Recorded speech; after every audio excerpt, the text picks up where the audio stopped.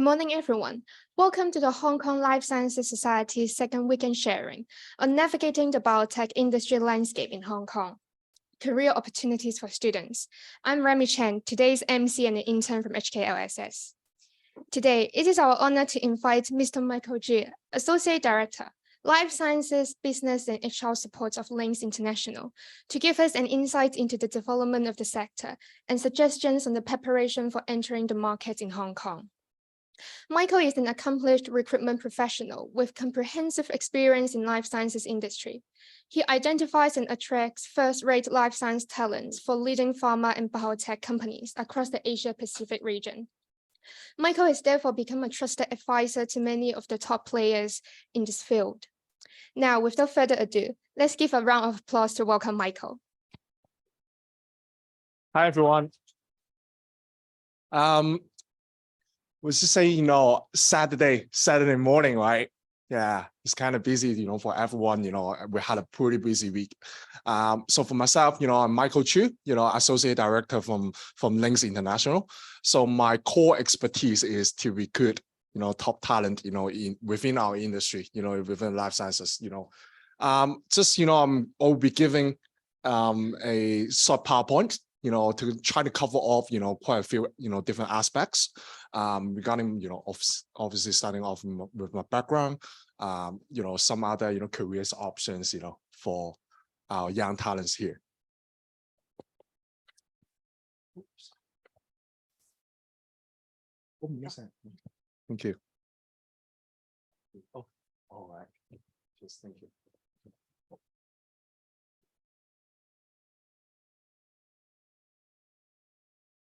Right. So I think the topic is, exploring different career paths, in our booming biotech industry. What do you feel like, our industry ourselves, I'm pretty, encouraging, all the students here, being both way, interaction instead of a lecture, right?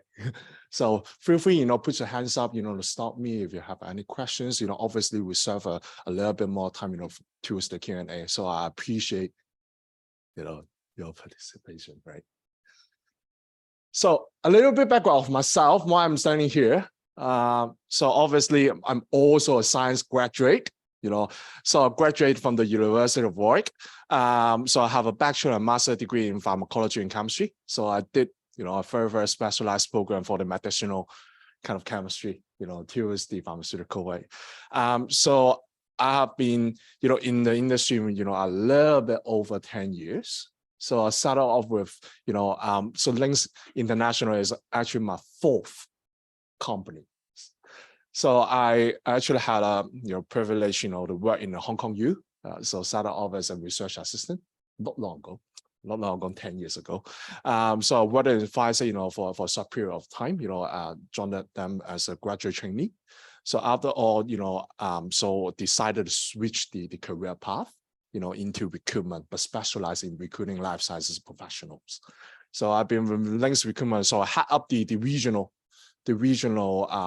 recruitment team across Asia. So basically, my scope of work expanded quite a little bit, beyond Hong Kong. So hope I can, give you a little bit more perspective, not just in Hong Kong, what's happening outside of Hong Kong. Okay. Also, my recent year has been developing in the different skill sets, HR consulting, career advising, obviously talent acquisition is also my bread and butter. Right. So I think the introduction, set up, obviously biotech industry is the booming industry, but how booming it is, how hot it is, can you guys feel it? Nope. So some of the interns has been assigning to different industry, right? So some of them, working in the VC firms, some of them, working with our partners, the pharmaceutical companies. Some others, I have the privilege, work in Lanfeng Group. Obviously, I represent different paths. Obviously, being a science graduate, life sciences graduate, you have different options. You have many options, more options than you think. So why I'm saying it's a booming industry. So according to, the reports, just to put out some scientific data. So I think what is oversupply? Supply and demand, is a basic principle of the economy, economies, economics, principles. For our fresh grads, obviously we saw an oversupply in the certain sectors. Accounting and finance actually is oversupply, for our students. So, but where is the underlying the undersupply? That's right. Healthcare, life sciences professional, and technology. We have been talking about AI. So it's about tech and life sciences. What I always believe in is back to basics. That's the science. Right. So I think that's contributed to the changing environment, the economy landscape, the big picture. But I'm sure you guys make your right choice, to study in the life sciences. So I did back in 10 years ago. So obviously it's very, very important, stay updated, for the trends, the job searching accordingly. Some of them, maybe in just, the very last year of the study, obviously plan ahead, what comes paths, in front of you, and act accordingly. Right. As said, it's a booming industry, undersupply, but why is it undersupply? It's also related to the growth, the market growth. Okay, that's a little bit helicopter view. So it means a lot more things are happening within the industry. So basically, more than 100 billion, when we're talking about the markets, what does it mean? Simple numbers, a lot of money, right? 100 billion. Right, not about $100 and 100 billions. I cannot count the zeros, behind that. I think it's supported by the innovations, development within the industry. For our biopharmaceutical sectors, medical devices. What we call the principle of the industries. Right. Can you guys tell what comes pathways, careers path within the biotech? Any ideas? Can someone, put your hands up, volunteering yourself, give a few options for us? Nope. All right. Oh, you too, yeah? Go first. Research and development. Yeah. Very good. Very good for paths. Yeah, that's good. Right? Because, put it up on the PowerPoint. Yeah, yes, yeah, a lot of students, a lot of the young techs are very interested in music. We'll be talking about this, later on. Right. So, what is the career, the careers path you can find in the biotech industry? There are lots, right? There are lots. Let's go for that. Okay, I think the principle, you can see, is a kind of the tree diagram. Keep on expanding. That's a root, obviously the biotech industry.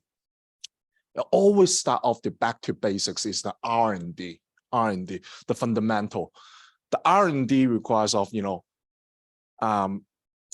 drug developments, R&D, right? Development, research and development. There are a lot of different things you can find in pharmaceutical companies.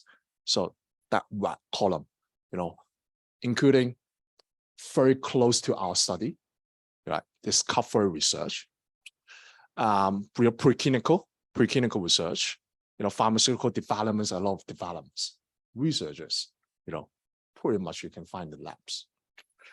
Project management, clinical development, regulatory, medical affairs.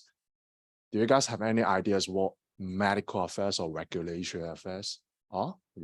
What's regulatory affairs meaning to you? Any ideas? All right, active.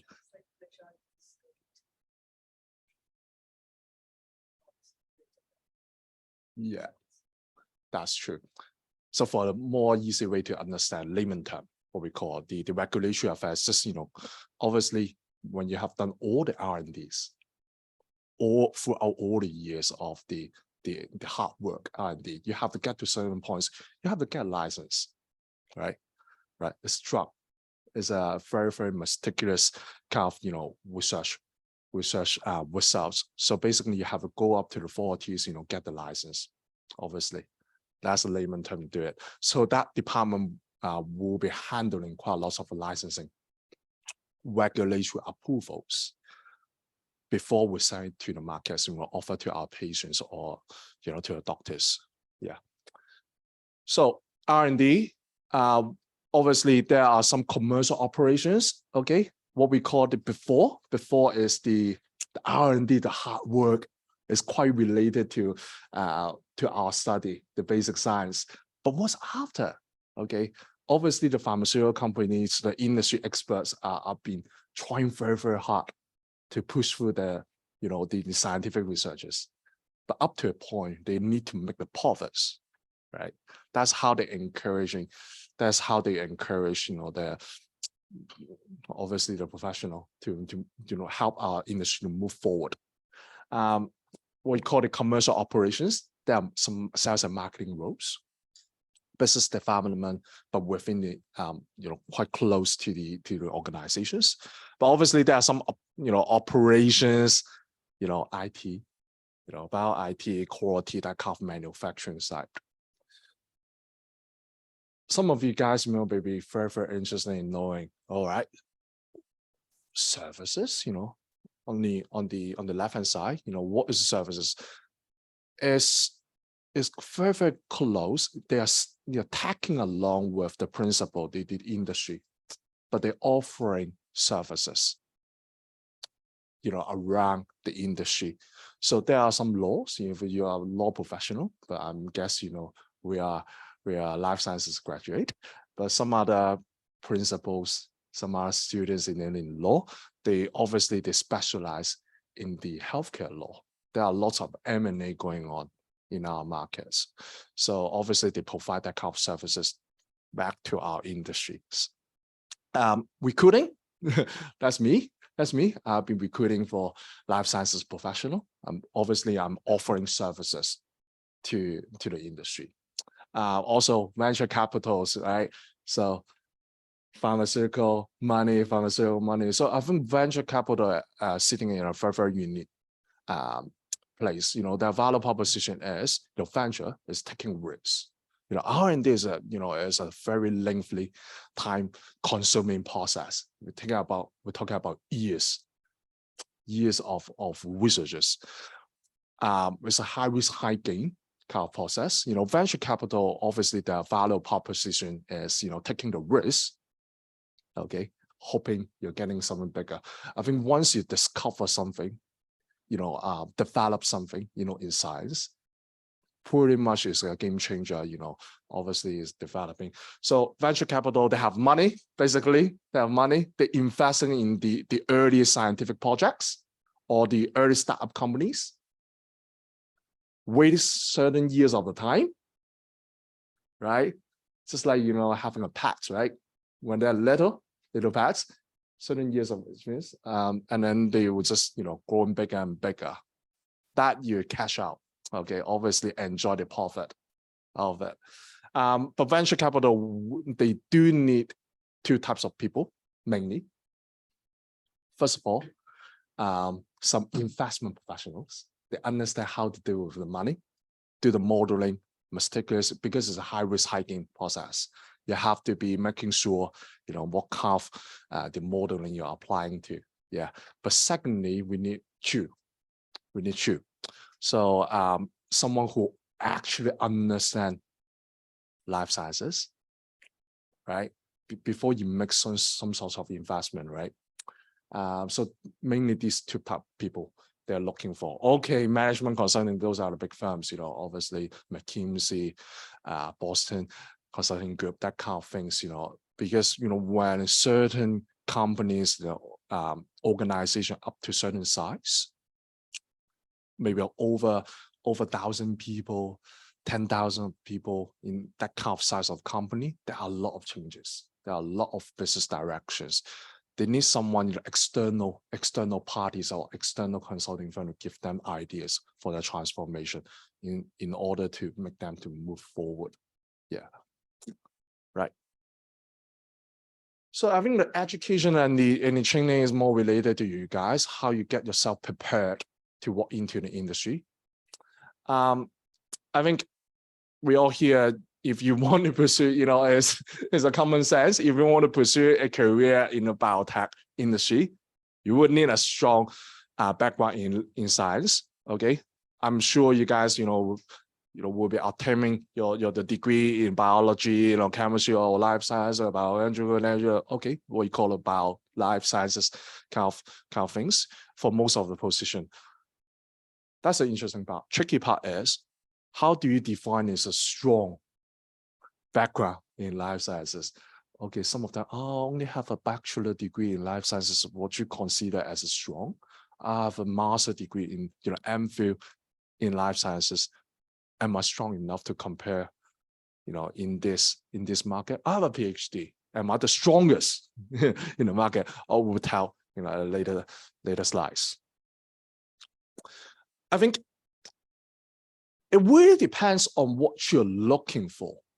Okay, obviously the highest degree you can find, you can attain is PhD, right? Talking about common sense here. I think it's really highly related to what you're looking for. If you're choosing, walking into the R&D sector, what I just mentioned is very close to our study. Obviously, the PhD will pay a very advantage, in that sector. R&D. So talking about the scientific researchers, keep doing that. PhD. If you hold a degree in PhD, obviously you will be first, have an entrance ticket to get into that.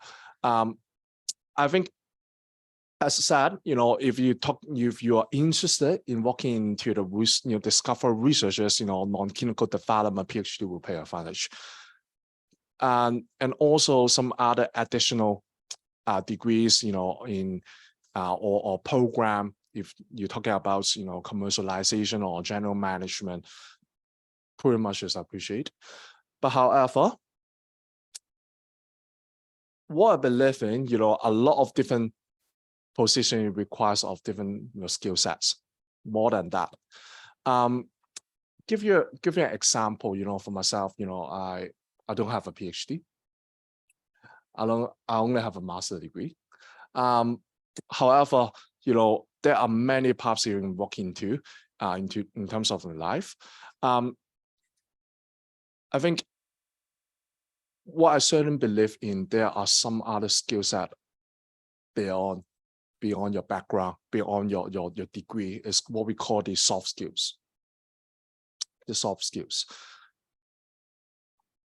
If your personal statement, you're always stating yourself, as a science graduate, you are analytical, problem-solving skills, communication skills, that kind of things you can find on the series, But what is the advantage being a science graduate? That's a question you should ask yourself. What do you think? What will be the advantages, graduating as a science, life sciences graduate? Anyone have an idea? Apart from being, analytical, problem solving. Anyone?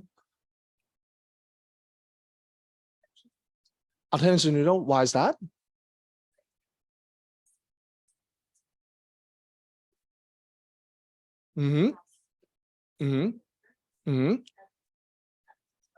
That's good. That's a good point. With attention to details.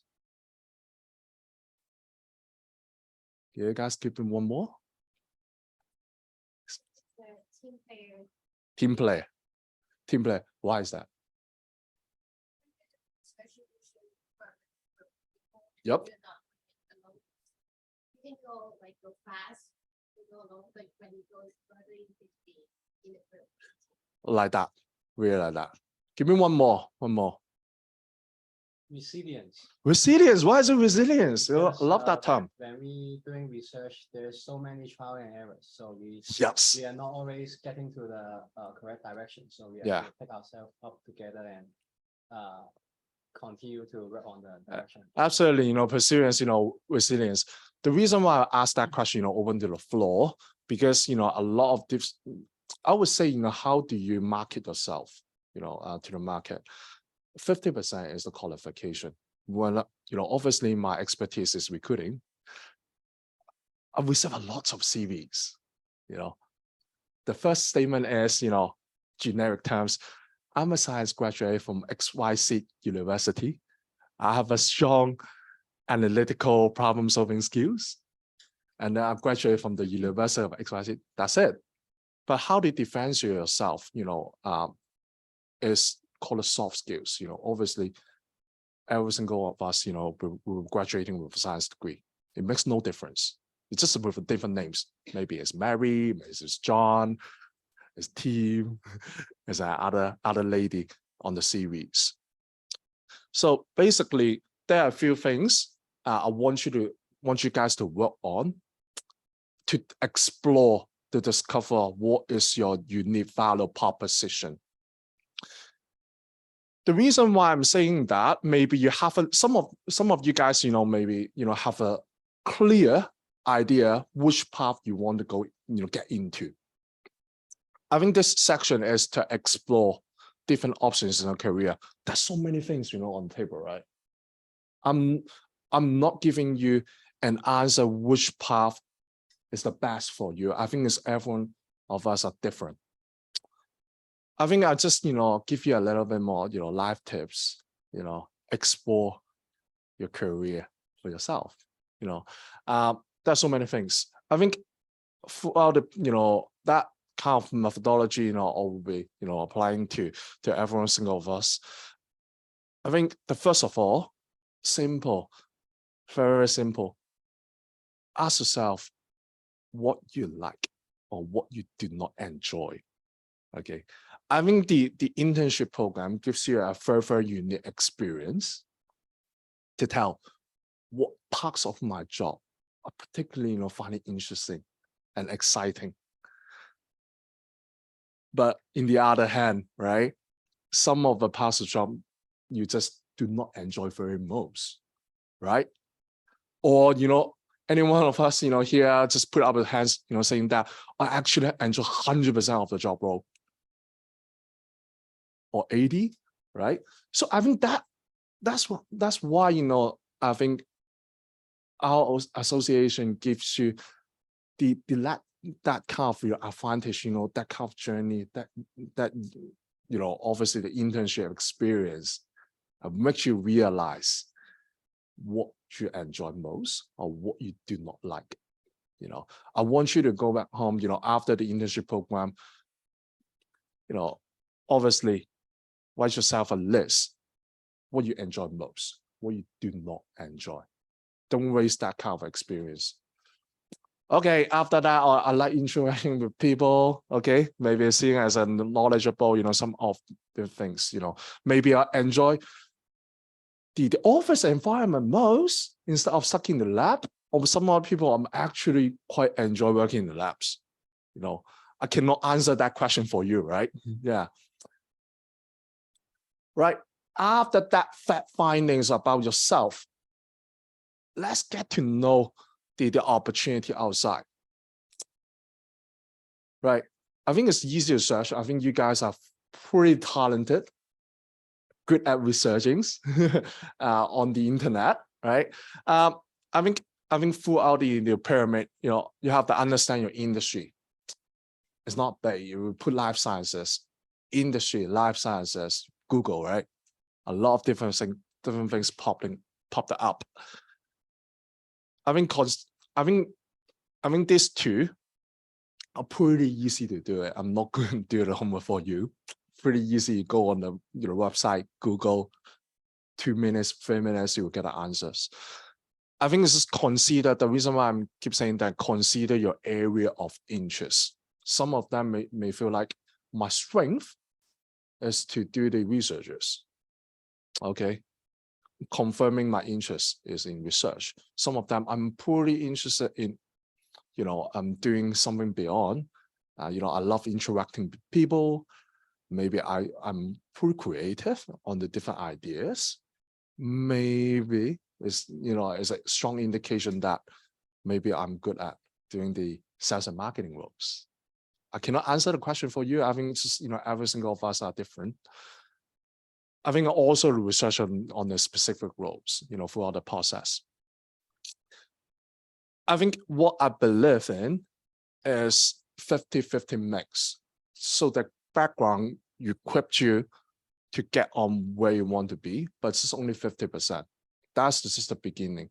I think throughout the fact findings, you can tell what is the essential criteria. Essential criteria is, throughout the job searching, right? You go on JobsDB on the LinkedIn, they're always telling you what is the essential criteria. And you would need a bachelor degree in XYZ or master degree or PhD degree. Easy to find it out. That's the tricky part. The desirable criteria. What is desirable criteria? I would love to have. I would like to see. It's more how you differentiate yourself from the crowd. It's good to have, but it's not a must. That is the part that you can play a little bit tricky on here. How do you actually demonstrate yourself, during the interview or whatever, to maybe it's a decided goal for you guys to work on. It's a room for development. Okay.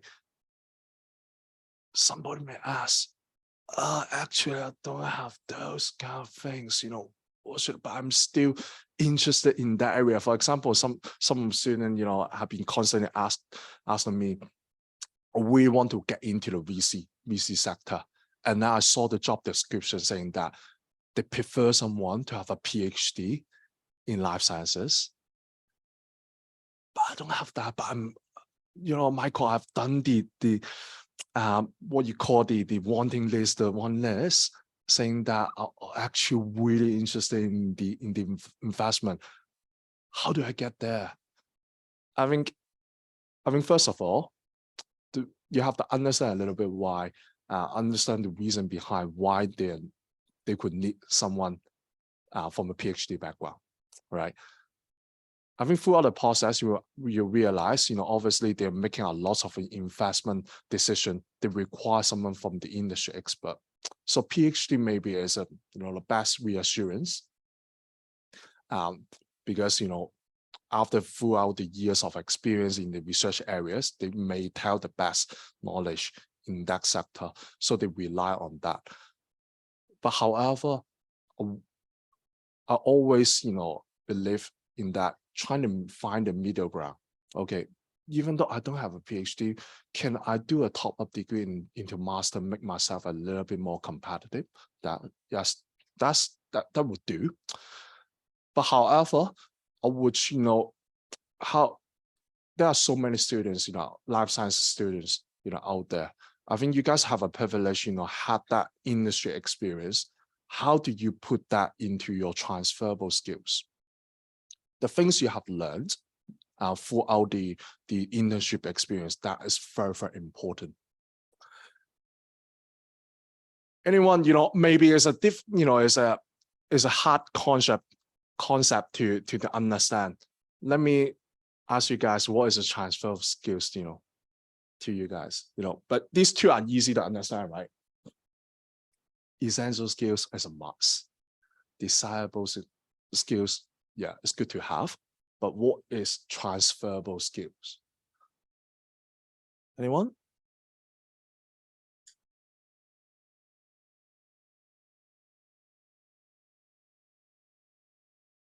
Nope. Not quite. Transferable skills, But we're talking about, what is transferable? Not physics, okay? Not physics. Not talking about transferable energies or whatever. But what is transferable to, transfer? Like the statistics and like desktop research and how we filter the information and prioritize which task. We're talking about a little bit that. It's just I mean transferable skills. is a different concept. For example,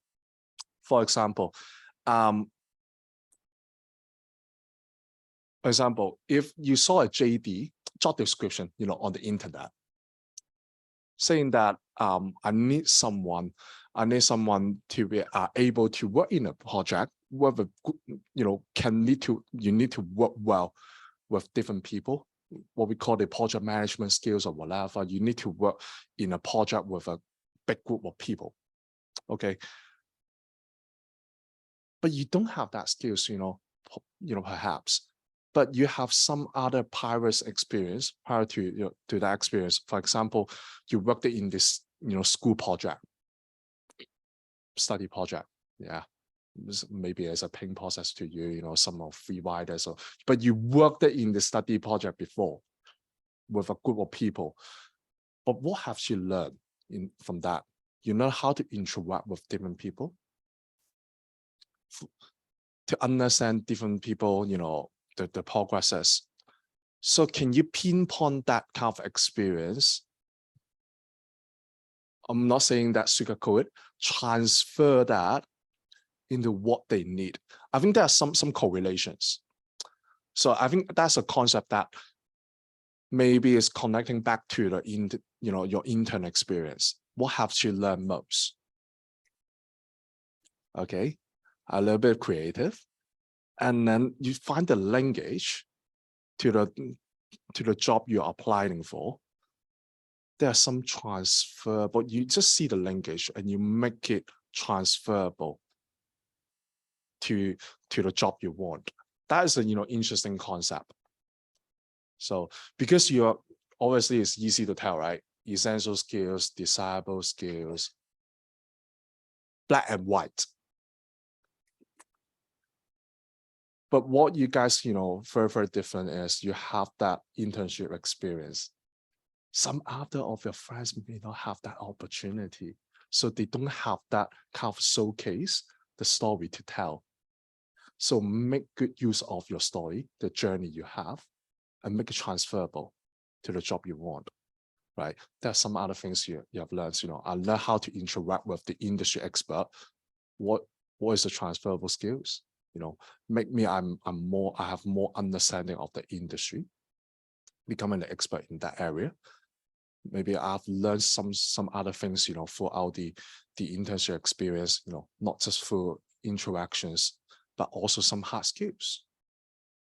Yeah, project management skills. Those are things are transferable to your new job. I think it's in conclusion, I would love to, reserve a little bit more time for Q&A. Just with the right education, the training skills, you all will have a successful career in biotech. So I think it's just for you guys, I'll open up to the floor, for Q&As. Wow, okay. Thank you, Michael. Thank you, Michael, for the internet sharing. It's time for Q&A. Please raise your hands if you have any questions. And for interns on Zoom, please type them in the chat box. Hi. You mentioned you're working in headhunting and recruiting now. Yes. I was wondering how you go about that process. What's your place in the whole industry? Who initiates it? Do you do it when clients ask you to do it, or how does that whole thing work? Also, you're talking about the life sciences industry. Yeah. For myself, in recruiting, I think it works for both ways. Obviously, first, we receive quite a lot of client requests. Okay, back to the terms I've been keep using, supply and demand. Okay, I think there are lots of demands in our markets, requiring to search for talents. Because the industry I'm focusing on is the life sciences area. There are a lot of different topics within the area. For example, some other companies may focus on the NGS, next generation sequencing. Obviously, they're looking for someone specialized in that area. So I request, so it's hard to find, It's hard to find. So I think our firms, my job is, we have a very, very unique value proposition to offer to our clients. So I would say, 60 or 70%, they come to us, come to me as a science expert in the area. I will set, I receive those kind of job requests and I'll make the searches for them. But obviously 30% of my time, I'm keep on expanding my network, do quite actively on the business development. Maybe I've saw some of the further unique talents. Maybe some of my clients, don't see that needs for right now. But after my recommendation or advising, they may see that there's a room, to collaborate. It's work in both ways. Yeah. I saw on your first slide that you were at Pfizer, right? Yeah. What was your role there, and how did you find yourself going into recruiting? This is quite different. Cool. First of all, add me on LinkedIn. You will see. That's why I put it up. Scan the QR code. Make yourself comfortable. I think the reason why I joined the Pfizer is basically I have two interesting. I'm talking about almost 10 years ago.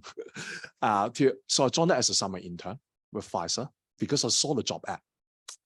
I applied to it. I didn't know Pfizer. I thought it's like PP Pfizer. I didn't know much. So that's why I did a Google it. Oh, it's a US big pharma. So I thought it would be nice to work in a big company, taking with the big names. So that's why I joined it as a summer intern back in Pfizer. Didn't know much about it. But I was lucky enough to give an opportunity to extend because I did a good work of them. I think throughout that 2 months of summer internship program, I was given quite a lot of different opportunities to work on different projects. Back in that time, I think was the first year they invented GoPro. So basically, I roll up a different projects with my summer intern peers. So picture for different ideas. So we was given a few $1,000s to work on a project on a project to rebrand Pfizer Hong Kong. So we bought a GoPro, we make some videos. So I think pretty much our managers and the senior managers pretty love the ideas, all the videos, all the shots, for Pfizer. So we joined after a year, we joined the Pfizer as as a full-time trainee. So and I was lucky enough, I did quite a lot of rotations. I did sales and marketing in the beginning because they thought I'm quite talkative. I did some a little bit more, I wouldn't say the most interesting job. I did 2 months in the regulatory affairs department, swarmed that with a lot of documents. I did medical affairs quite a bit. Is a department is highly related to the medical scientific stuff. I think I enjoy all the rotations, yeah, and close to the program. Half of the program, I was just looking for a little bit more. I'm quite hungry for success. That's why because it's a contract role, that kind of thing. So went for my previous company as a job hunting company, saying that I have that background. Pretty much I did some of them. I did a lot of different things. For example, sales and marketing, blah blah blah blah blah. What can I actually do? And then obviously my ex-boss, pitched me the idea of recruiting the life sciences professional because I had that unique experience into different departments. That's quite unique, right? So maybe you can take that knowledge, take that experience, again, transferable skills into recruitment. That's how I walked it into recruitment back in almost 9 years ago. It's all about the coincidence, everything. Cool. Hello, Michael. I'm curious about throughout your professional hiring career, Yeah. have you encountered any CV that is quite deviate from the formal job description or the job requirement request by the company, and you're ending up persuade the company to hire that candidate? Or if there's like such a case, what makes you to do that, to make that decision? Yeah. Good question. Good question. Yes. From time to time, I receive a bunch of random series or good series every single day. Okay. I think the reason why, you know, the first one, you know, some of the applicants just make silly applications. Okay. For example, what was called silly applications? We are for example, I posted, you know, my colleagues posted a job ad called the research scientist in cancer research. Obviously the job requirement, the essential requirement, we would be looking for someone, you know, at least a bachelor or whatever degree in life sciences, right? Some IT or even the you know, business kind of, you know, principle or degree in business that apply to that. So basically that we just receive, I would say, you know, 20% of them, or the you know, the pool of candidates, or pool of applicants, they just make silly applications, what we call a spam. Okay, so simply ignore that. You know, throughout the, you know, thankful to the AI we have, we'll be able to spot out this kind of, you know, silly applications, you know, instead of wasting our time. Secondly, you know, 80% of them match it to the essential requirements. I think the essential requirements are easy to tell, right? Bachelor degree in XYZ in life sciences, but some of them are desirable skills, but they do not have that desirable skills. I'm saying that it requires, you know, the CV is just the entrance ticket. You know, I believe your life, your experience, your character won't be able to fully reflect on a piece of paper, right? Always what we do, we actually make up you know, a conversation, a job brief conversation to the applicants to find out a little bit more beyond the CV. We'll ask quite a few questions. I think 2 important questions.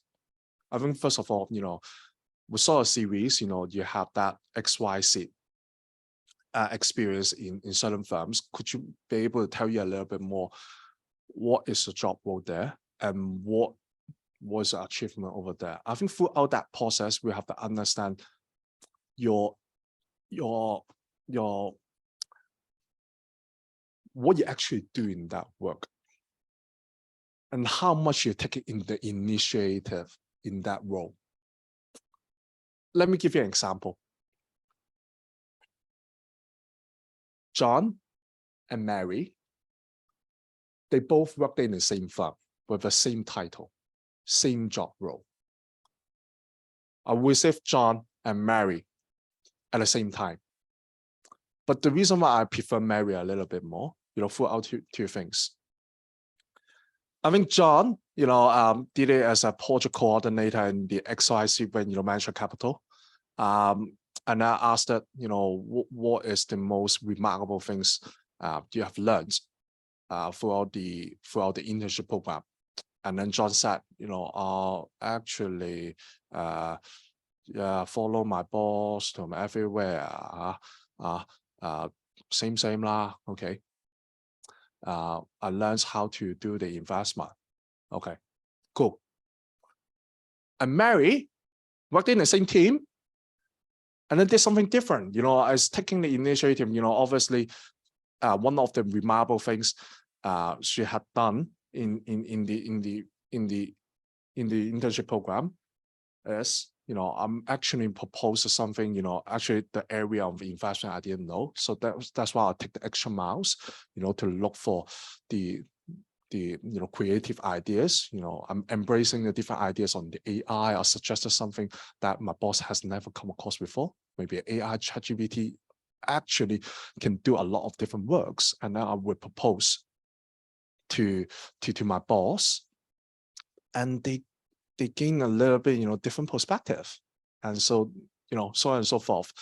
What I see as a unique skill set is that person may took the initiatives and then make the her journey in the internship experience is a little bit different. So to answer back to your question, why I'm sidetracked that a lot is I believe CV won't be able to reflect most of your skill sets. You won't be able to tell your personality on the CV, right? You can be saying my CV, I'm a very talkative person, I can work well in the project management. But throughout, I think that is just the beginning. I think it's just 20% of the 30% trying to impress people on paper. But when you throughout interview, the conversation, from the interviewer, you will be able to pick up a certain few things. One, when the recruiter or the job company called you, on the CV wise, we are not interested in the CV, the things you say on the CV anymore, because we took a few minutes to, examine it, okay? And then we will ask you quite a few questions to understand what you actually did in the internship, because that's the maybe only one or two proper working experience you had in your life, right? I believe. So we are in the July time. So I think that's an interesting timing, trying to get the most out of it from your internship experience that I've been emphasizing quite a couple of times. Take the initiative for learning, absorb that, remember it, and then just make a good storytelling after all. When the interviewer asks you the questions, what is the remarkable journey, what things you have learned throughout the internship experience, they're trying to define some sort of attribute, success factors behind to it, and then you gotta say you got a story to tell. They may pick up a good things, maybe someone is quite hardworking, that someone is taking the initiative, the proactiveness to learn. I would love to have someone, have that proactiveness to learn. If you imagine hire for someone, just sit there, okay, very good. So I won't be hiring that person, right? So I think you got a very good story to tell. You got some transferable skills to do. So I think that's why, when we ask that question, that someone presented that kind of attribute, I'm more willing to help. I'm more willing to help that person. So I think when the hiring party saw that, they will be very likely be converted to a successful case. So I think the message I'm trying to tell is I can only do 50% of my job. Trying to uncover what's beyond your CV. Well, I did that, right? So you said that some of the very difficult candidates, I may not have the desirable skills, I make it to a successful case. I did my magic, trying to uncover what's beyond the CV. But 50% has to come from that person. If they gave me the good kind of materials, good things to highlight on the profile, maybe throughout the story, I pick up a good attribute for that. I can highlight that to the clients and make it work. Cool. Thank you. Nice. There's a question online from Alfred. Yeah. He's curious as to what the life sciences private equity or buy-side hiring landscape is like in Hong Kong. Typical compensation base or bonus for an entry-level position at a top firm. Yes. I expect that question will come in as because I get that question pretty much every year. One of the reasons why obviously is Hong Kong best well known for life sciences or healthcare or R&D researchers? I think long story short, the answer is no. We are best well known for the financial sector. You know, we're physically in Central, surrounding with a lot of financial institutions. That's sad story. However, I think Hong Kong is doing quite a lot of different things to push and encourage the scientific development. I think it's back to basics. I think science is the fundamental. To answer the question, you know, VC, I think the landscape, I think it's a challenging year, to be very honest, for our, you know, two things. I think first, when you do the job searching, there are less VC openings this year compared to the 2 years before. That's a fact. Why? I think it's highly related to the investment appetite. The economy is not doing great. That's the truth. If the economy is not doing great, what does it mean? People have less money to spend.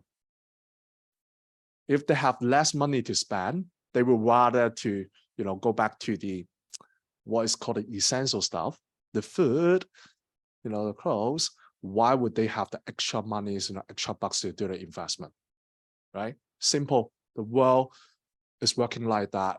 So as the VC firm. So basically, they have less money to spend because, you know, the appetite, you know, of the whole market. That means there will be less openings, less demand.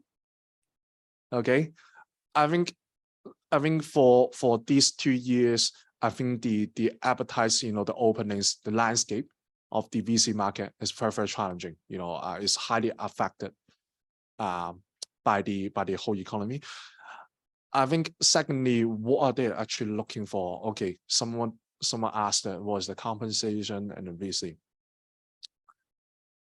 I think first of all, what they were ideally looking for is someone, as I mentioned before, preferably someone with a PhD background.